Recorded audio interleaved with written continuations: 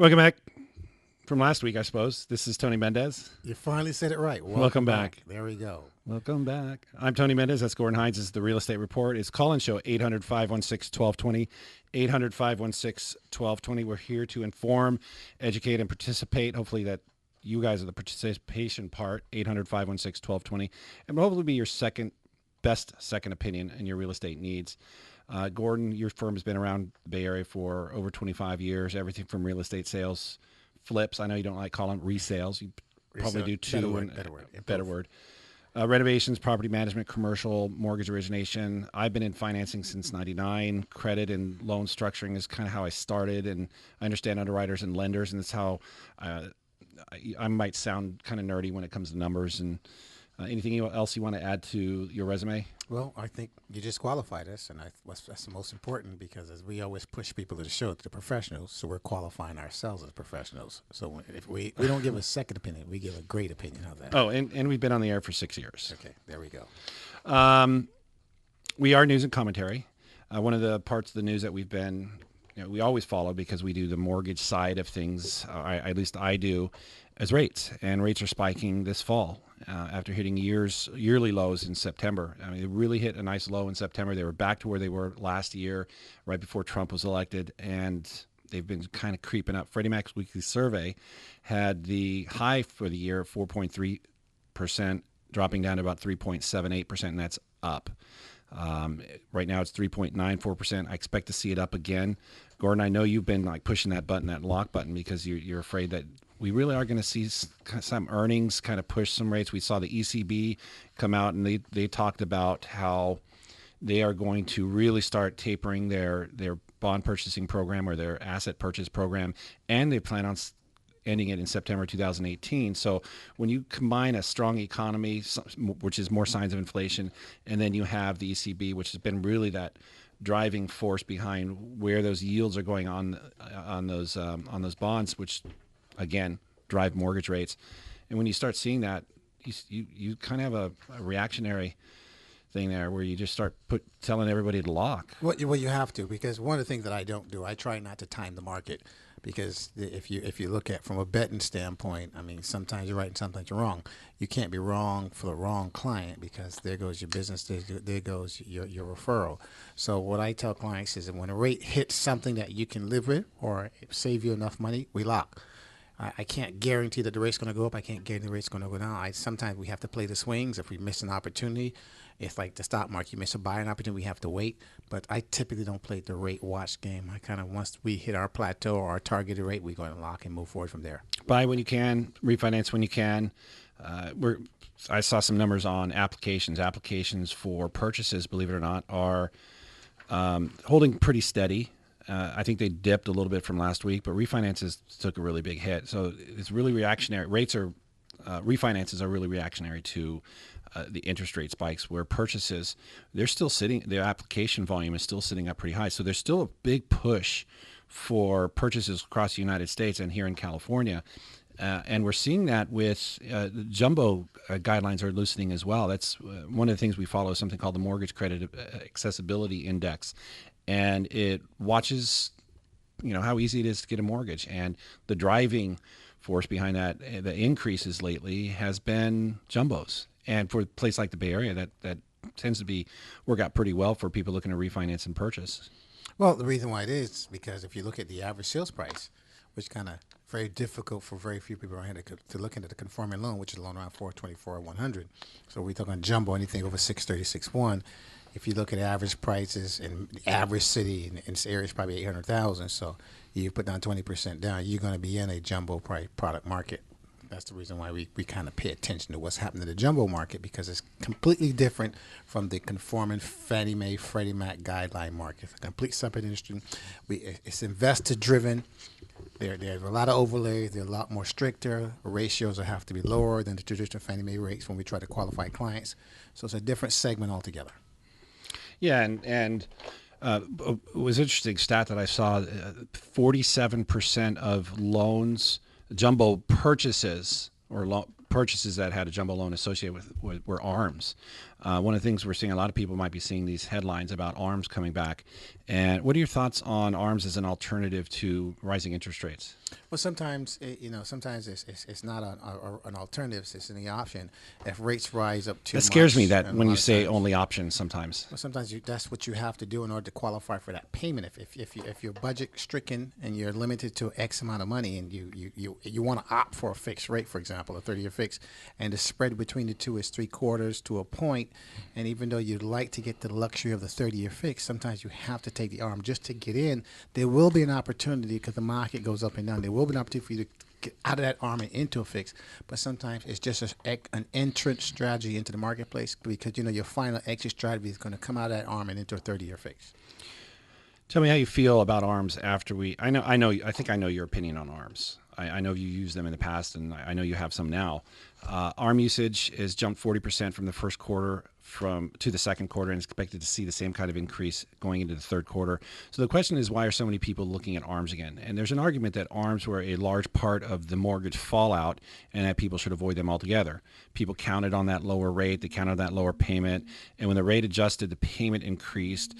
Owners couldn't afford the payment. The path to foreclosure began.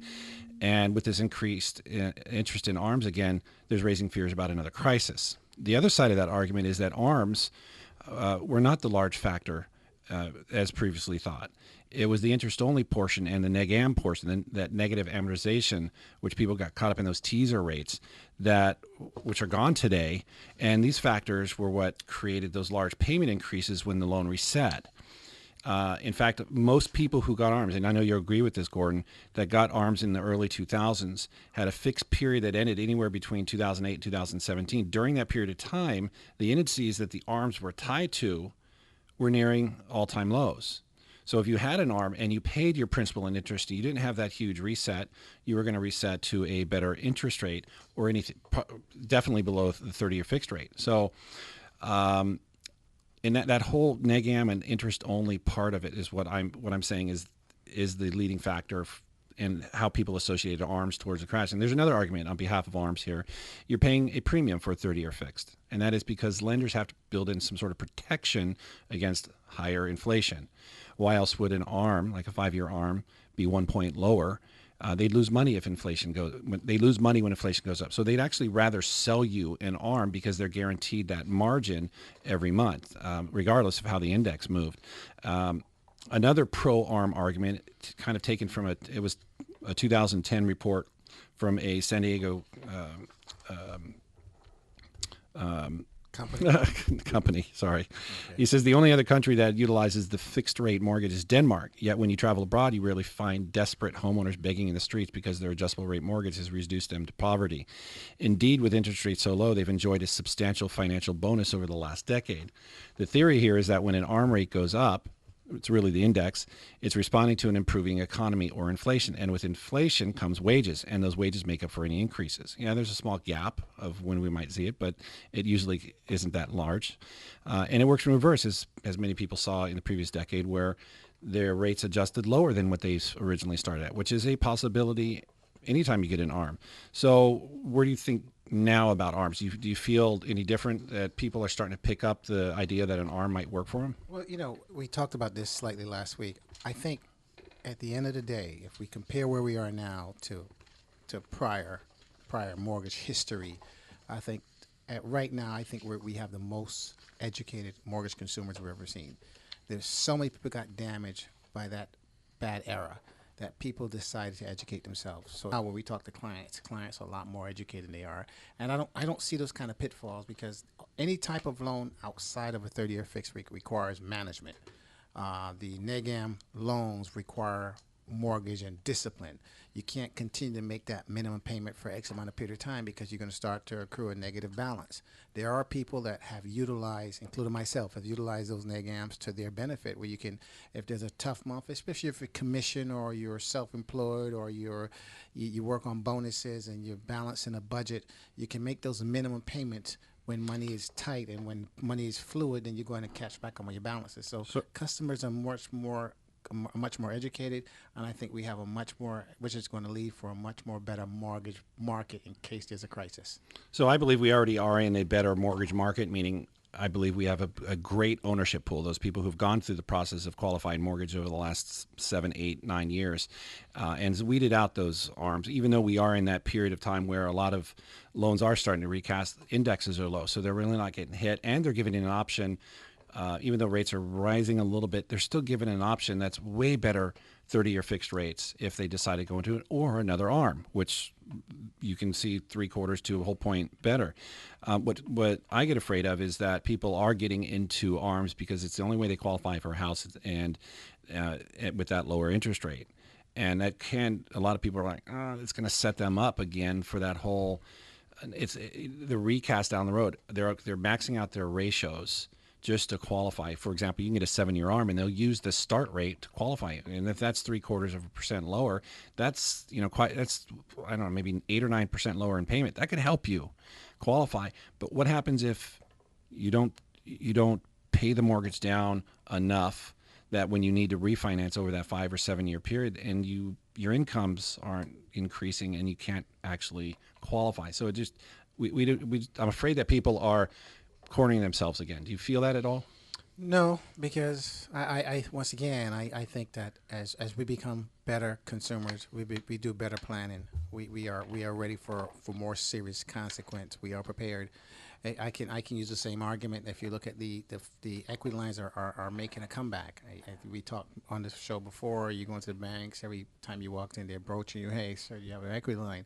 And they're making a comeback, and those are consumer loans, not real estate loans, and those loans have really serious consequences once you come out of that adjustment period into a fixed rate period, because a lot of those loans go from an adjustment period to 15 or 10-year amortization versus a 30-year payment where you're making interest-only payment on it. Those payments can go up astronomical. Matter of fact, we had the client that we mentioned before that we're working on a transaction from right now. His arm is going to reset January of 2018, and right now his proposed payment is going to go from $310 to $1,600 based on the statements that the lender's been sending out. So that's a huge financial swing from making a $387 payment to a $1,600 payment. So those are the things we got to be careful of. Yeah, equity lines are adjustable unless you get the fixed portion, which not a lot of people are getting because the rate's about 2% higher, and those 5 and 7 year arms. And we have low interest rates right now, even though it feels like they're going to go up, which they probably are.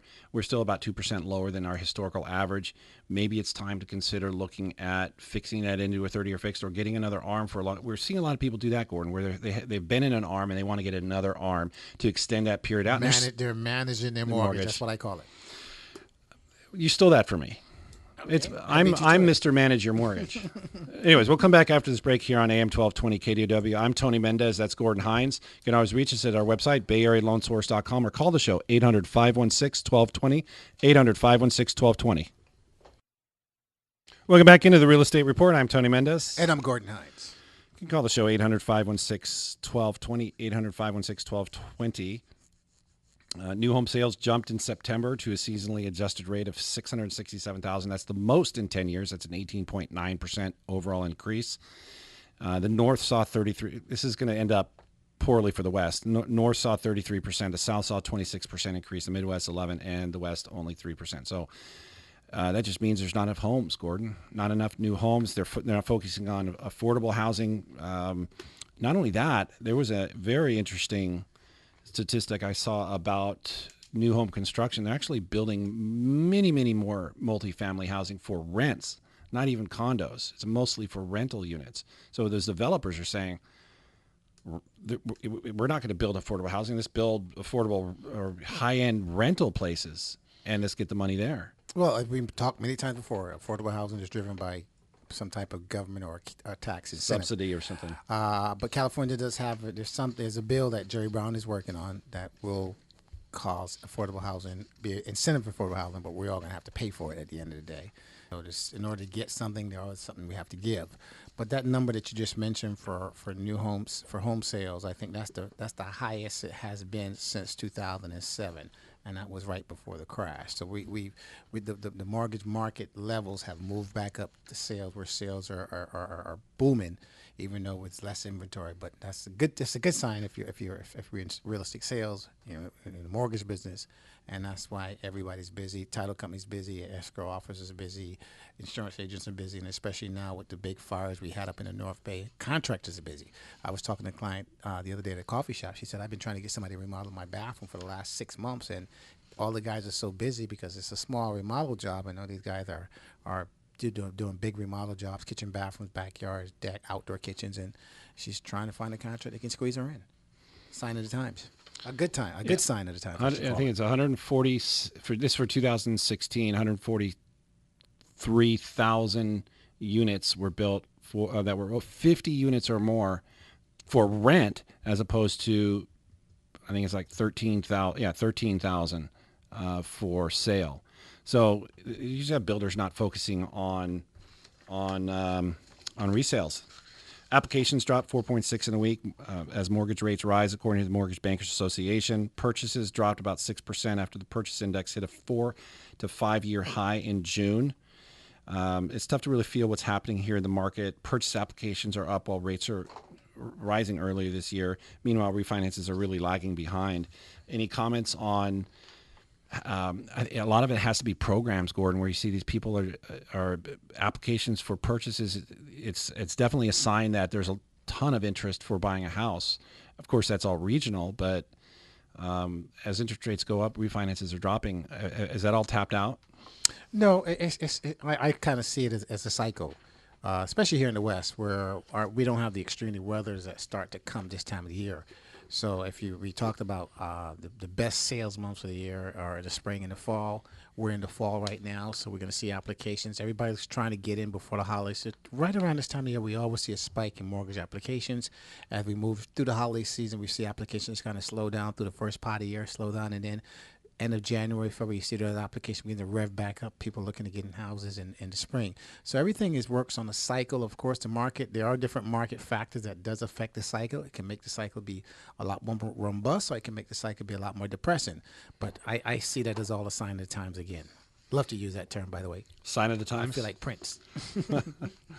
Hopefully in the good way. Equity lines are back on the radar for many homeowners as prices increase and equities increase. The industry expects to see 10 million homeowners take out equity lines in the next 4 years. That's double the rate that we saw from 2012 to 2016.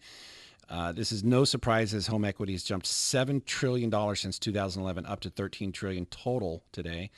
And we want our money, Gordon. I think it's what it is. People want their money. They don't want to touch their mortgage on their first rate. If they've bought a house or refinanced in the last, let's say, go back to 2013, they have a pretty darn good first rate. Why would they touch that and they just get an equity line instead? Does that worry you that more people are going to be getting equity lines? I know you're feeling on this. It does, because it's almost what I call like a false negative. It's one of those things where from the outside looking in, it looks very, very attractive. You look at that low teaser rate. You look at $100,000. They're telling you payment for $98.99 on a monthly basis. You said, "Oh, I can afford that." But once you go out and you get that equity line, you're in that equity line. When you see the Fed start raising those rates, you start to see those payments start to creep up, even though it's minimum. When those things get to start to reset and stall, then you have issues. We talk about those payment shocks that we go into earlier. There's nothing you can do about it because everything is actually built into the note. So you really have to read the fine print, understanding when that loan is going to adjust, what the time frame is going to adjust, and what the amortization period is going to be. If it's 120 months, it's 10 years. That's a huge difference. If you're paying a cycle on a 30-year payment, some of them are 15-year. So you just got to really read that fine print and understand what you're getting. Let's talk about that when we come after back after the break. It's some of the reasons why I like equity lines and some of the reasons why I don't like equity lines. And I know Gordon's going to chime in on this. And there are some good reasons why you would want to get some. But be careful. We'll come back after this break here on AM 1220 KDOW. I'm Tony Mendez. And I'm Gordon Hines. This is Money 2.0 on AM 1220 KDOW. Welcome back into the Real Estate Report. I'm Tony Mendez. And I'm Gordon Hines. So equity lines are back on the radar for many homeowners. We just talked about that. 10 million more homeowners are going to take out equity lines in the next 4 years. There's some things that you need to know about an equity line. Some of the reasons why I like equity lines, they're a great way to access emergency money. They're generally cheap to get, and they're not too fast. I mean, it takes usually 4 to 8 weeks. We shopped one not too long ago, and it was generally about 6 weeks. So, and for the most part, you can get a decent rate, prime plus, maybe a half or something. It depends on how much loan amount you're actually going to borrow, or your limit, and your credit score. And some of the lenders open it up to 95%. I don't know if you can go to a Bank of America and do that. I think they're stuck at maybe 85%, but some lenders go up to 95. We have them. And for a savvy homeowner, it's a good tool when they, if they use it properly. And it's such a good sale, and it's an easy sale from these banks. You're seeing a lot of advertising for this, so there's no wonder why a lot of people are jumping into this. What I don't like about them is not everybody uses them properly. Gordon, I know you know this firsthand. Not firsthand, meaning you, a lot of your clients. And they rely on the interest-only portion of the loan. And when the balance resets, the payments go up. We talk about this all the time. In fact, right now, 2016 to 2018, we are in a period of time in which all of those loans that were acquired 10 years ago, 2006 and between 2006 and 2008, those are all resetting now. It's estimated it's a huge number of people who are expected to go into foreclosure just because that higher that payment increases a little bit during that reset period. And we're right back where we are again, where people are interested in getting equity lines. They are adjustable. They are tied to prime. Prime's been increasing. In fact, you can get a 30-year fixed lower than you can get an equity line. And, where the survey gets it right for the next 4 years is higher mortgage rates. It gets more people trying to avoid that refinance of their first loan. So as the rates go up, more people are going to want the equity line instead of touching that loan that they have on their first, that good rate. And that's the problem. As I mentioned earlier, the client that we're working on right now, these guys have a equity line. It's like a little over $200,000. They were making the interest only payment, and they got it in 2018, January of 2008, I should say. And like you just said, in 10 years, the loan, what they call it resets, it reamortizes. So what happens is there's two things that happens. One, you go from an interest-only payment to a fully amortized payment, meaning you're going to pay the loan in interest and principal at the same time. And the second, the term gets drastically reduced. These guys are going to a 120-month term, payback term, which is 10 years. And that's the reason why that payment has gone up so dramatically. And the problem is when we budget monies, I call it 30-day money. We budget monies every 30 days. So if you've been budgeting to spend $387 a month and everything is all good and dandy, the car payment's paid, your balance, everything, your trips, everything is planned out. And all of a sudden now you're looking at a massive increase to $1,600, which is almost 4 times that payment. That's a huge jump to balance. Just be careful of those. Make sure that you are prepared. Make sure you use that money wisely. Make sure you reinvest that money into the property. Some of the other things that scare me, Gordon, about equity lines is they're easy to get. Lenders, banks love to promote these. They say, well, no appraisals in most cases, decent turn times. What really gets me about an equity line that a bank offers is they don't really disclose to you the downsides, like what happens when the loan resets. They may briefly talk to you about it, but it's really not the top. It's not a selling point. So why do they really focus on it? And two, what happens when you pay it off? It's considered cash out now.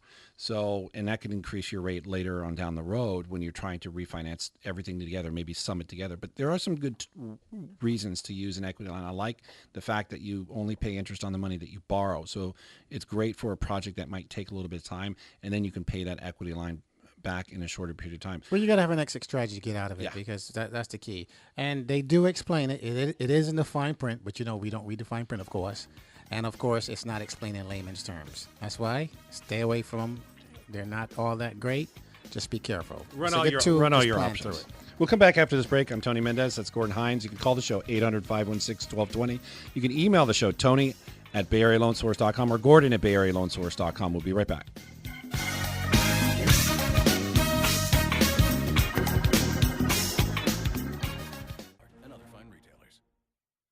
This is Money 2.0 on AM 1220 KDOW. Welcome back into the Real Estate Report. I'm Tony Mendez. And I'm Gordon Hines. Thanks for listening. You can always call the show 800-516-1220. Here's something that Californians It depends on if you're a buyer or you're an owner. Over $100 million sales price could go even higher, according to Redfin, as the luxury home markets around the nation are experiencing a shortage, driving prices even higher, especially as builders are focusing on the lower end of the market. Lower end meaning something that sell quicker, I suppose, smaller and not on some big, 1 or 2 acre lot. Inventories dropped about 18% for the over $1 million amounts compared to the prior year, all resulting in a 4.9% year-over-year increase. And of course, it's all relative. A place called Longmont, Colorado saw the largest increase of 38%, while the Bay Area saw a drop, believe it or not, in luxury home prices by 14.7%. Are you surprised about this at all? I don't trust those sites. I haven't seen any luxury home prices around here fall, believe it or not. There's many articles and many advertisements that I get every week. I haven't seen any price of reductions on those luxury homes, but I could be wrong.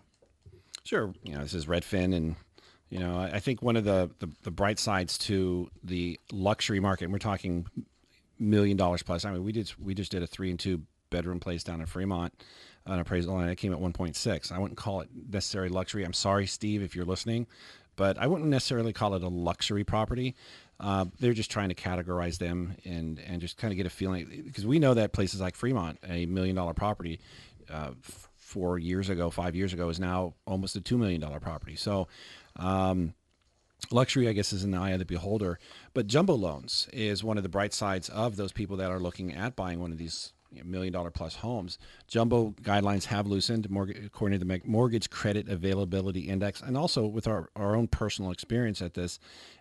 This index measures how easy it is to get a mortgage. It's been improving since about July 2011, and it's really been driven by the jumbo guidelines, Gordon. And I know you've seen this quite often, not just the jumbo for like a single family, but in the jumbo not multifamily, but I guess it is 2 units, 3 units, 4 units. They've really loosened up. Credit scores gotten a little bit easier, and the process, I think, is what's also gotten a lot easier. And a lot of the lenders that we like using for conventional, because they're pretty streamlined, that stayed away from jumbo, are now bringing them up, and they found a way to make it work. And I think that's really opening up the market for people to say, you know what, I think I'll do a jumbo now instead of doing a first and second combo. I mean, we can go to jumbos 10% down with no mortgage insurance, and believe the rates are really good. Well, sometimes as we price out a few loans. Sometimes the jumbo loan, anything over 636, 100, is actually better priced than what they call the high balance conforming, which is the loan between 424 and 636.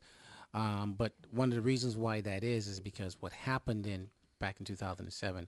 One of the country's largest jumbo investor went out of business, Thornburg Mortgage, out of New Mexico. And when that investor went down, a lot of other investors got out of the mortgage business. They weren't buying what we call buying that paper. So now you're seeing another recharge of new investment coming in, buying that mortgage paper.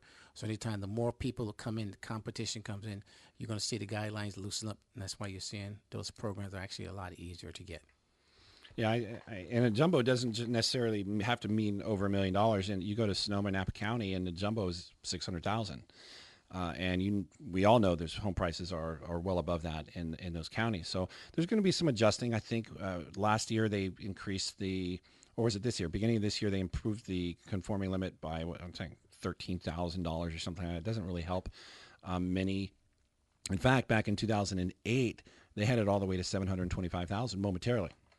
For a brief time, they had the conforming limit to $725,000, and that's because there was no investor that was buying that paper. So in order to subsidize that market, FHA had to go up to $729,000 to in order for you to close those loans. But as soon as the market changed and investors came in the market, they actually retooled back down and bought the FHA loan limits down. Actually, what happened in this day in history?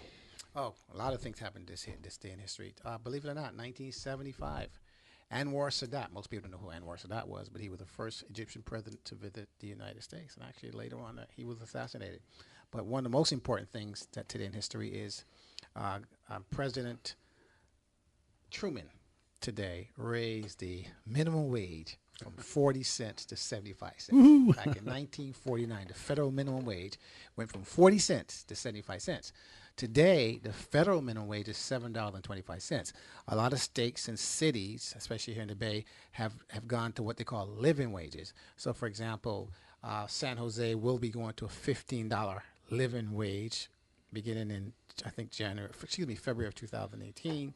San Francisco's at $14. Oakland's at $12.25. So a lot of cities have been retooling that federal minimum wage to kind of bring the wages up to standards. In order for these high-priced housing and the high-priced rents, people have to get paid more, right? They do, but I don't need a calculator to tell you that $15 an hour is not going to buy a median home price in San Jose. It's double $7.25 an hour, isn't it? So I suppose. So I mean, so you it's not going to give me an incentive to go and change jobs.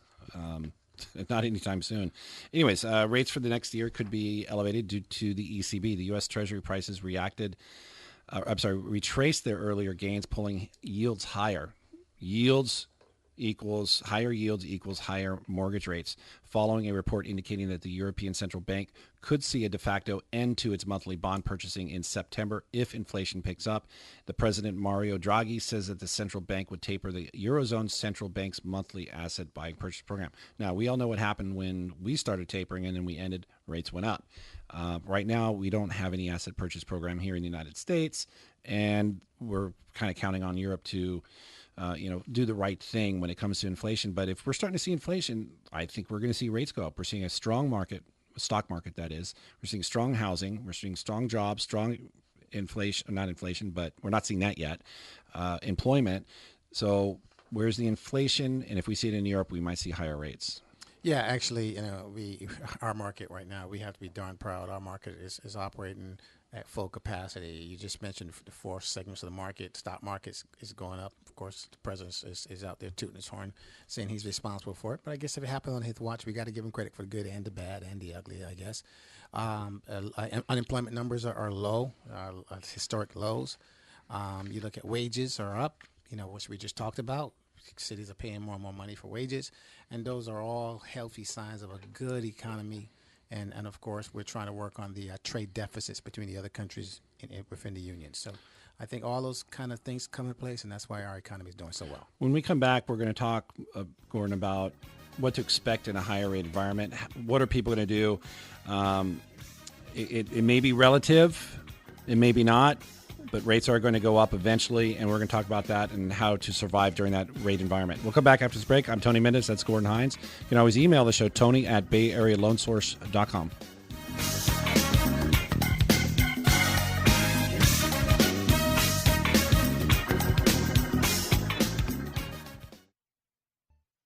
This is Money 2.0 on AM 1220 KDOW. Welcome back to the Real Estate Report. I'm Tony Mendez. And I'm Gordon Hines. Gordon, I had this whole rant that I wanted to do about why people should continue, why I think the market here in the Bay Area is really strong. Let's not talk about, we want to talk about higher rate environment. And every once in a while we're going to bring this up. We used to bring it up a lot more often when we thought rates were actually going to go up. We can go back to 2013 and we were talking about this. But it does really feel right now that we are looking at a higher rate environment around the corner. It may happen in December.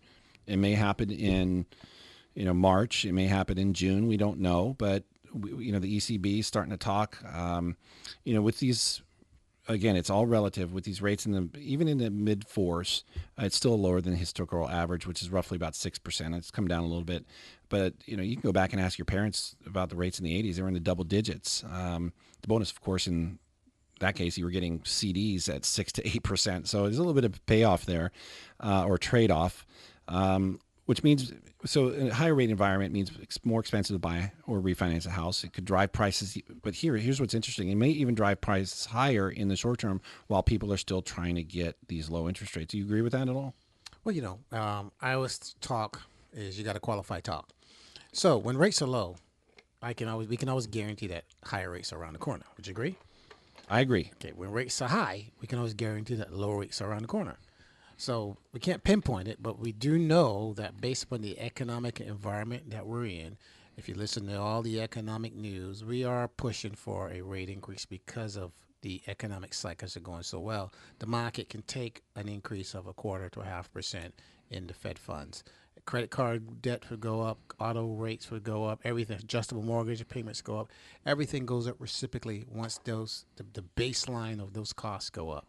and that's what we'll see in the marketplace. We're also looking at some more reports about college college tuitions going up, right? Yeah, I mean, this article is crazy. They said a college education is the second largest expense an individual would likely make in a lifetime. What's the number one expense an individual? Housing, of course. Housing. Yeah. Could you believe that? A college education. To make more money, you have to invest in, I guess you got to invest in yourself, but you got to leverage the farm.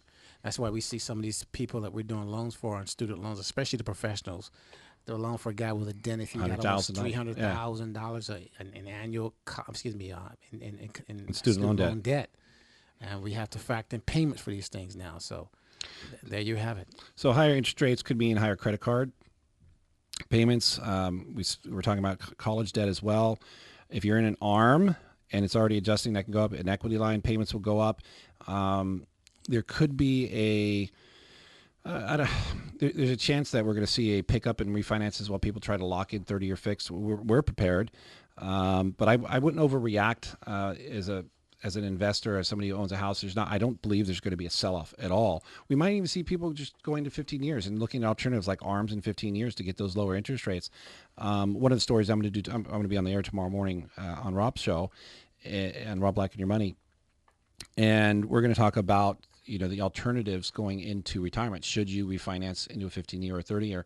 And a lot of people start thinking about this, like, how am I going to get lower interest rates? And people, that's why I said, talk to your parents at one point, or you might even be that person who had a mortgage that was, 15, 16%.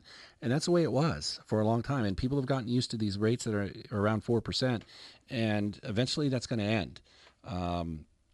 And ARM usage is going to go up. I know you had mortgages that were in the double digits. Yeah, I've got a 15-year mortgage that I took out 14 years ago that I'm going to pay off in the early part of next year, and I'm excited. I'm ecstatic. It's one of the better decisions I've made. I'm happy about. So, shorter terms, less interest, a lot of benefit to an investor. Thanks for joining us today. I'm Tony Mendez. That's Gordon Hines. You can always send us an email for any of your scenarios. We love doing them. It's Tony@BayAreaLoanSource.com or Gordon@BayAreaLoanSource.com. You can always visit our website, BayAreaLoanSource.com, for any more information about the show and about what we do. We'll come back next week. Thanks for joining us.